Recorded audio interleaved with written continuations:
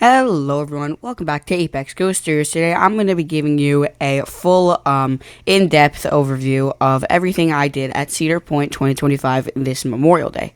So, as you all know, if you've seen my past videos, I love roller coasters, and so before we get into the video, make sure to hit that subscribe button and like button if you like the content that you see, and always give a comment down below. It really helps the channel, and a like. And so let's get into today's video. So I went to Cedar Point on Memorial Day, which was a pretty bad mistake. It was really fun, but I only got on 3 rides because of the very, very, very long line. So I got into the park, and Valerie even said it was a 25-minute wait. So I hopped in line, and I ended up waiting. Please believe me on this. It is like completely crazy. I ended up waiting a whopping 1 hour and 48 minutes just to get onto Valraven, which is like completely insane. But they allowed row requests, which is great, and I got back row, which is always what I pick on dive coasters, and I got back row left edge. Right edge, always the best on any dive coaster I go on, and I got whipped down that drop, and it was definitely the best dive coaster I've ever been on. And so I like that. It was fun. If I knew it was worth the wait, if I knew it was going to be that long to wait, I definitely would have gone on it, but I didn't know the wait, and it was definitely a good ride.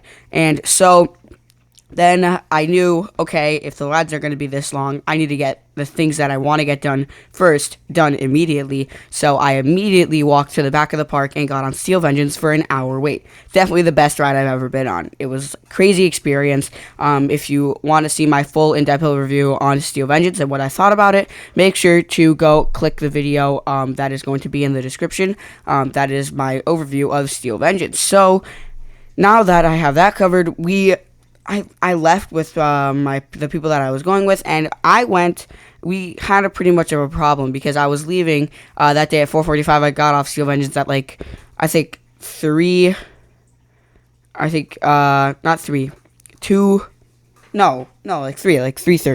and so I didn't really have a lot of time, and so Millennium Force was right there, and it actually only had a 45-minute wait, which would actually be in the time frame that I had, and so I walked towards Millennium Force, and as you all know, Super Memorial Day, and it closed down. And so I pretty much had no choice. The people who I was going with, they actually overruled me, I thought, because Rougarou was a 20-minute wait. We could have easily gotten 2 rides on that, which I think would have been better than what I got, a second to back row ride edge on Gatekeeper. But so we ended up going to Gatekeeper, only a 45-minute, and just made the time slot in order to get onto the bus to leave the park so we wouldn't get left behind. Anyway, so that's pretty much all I did at Cedar Point. It wasn't that exciting, but like other rides like Maverick, Top Thrill 2, obviously, it was a 2-hour wait. I'm not really going to do that, especially the people in my group. They did not want to do that, but I personally think the day could have been much better if I came in prepared for what the wait times were going to be. I did want to buy a fast pass because it was $180, and I'm not in the mood to spend $180, but I probably should have now that I think about it.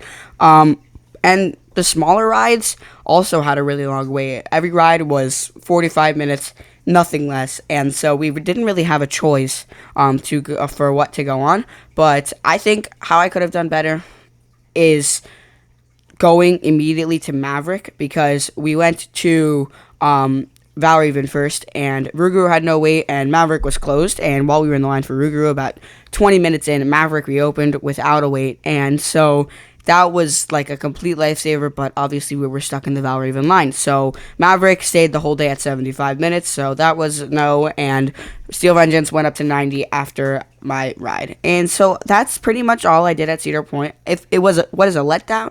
Was it a letdown?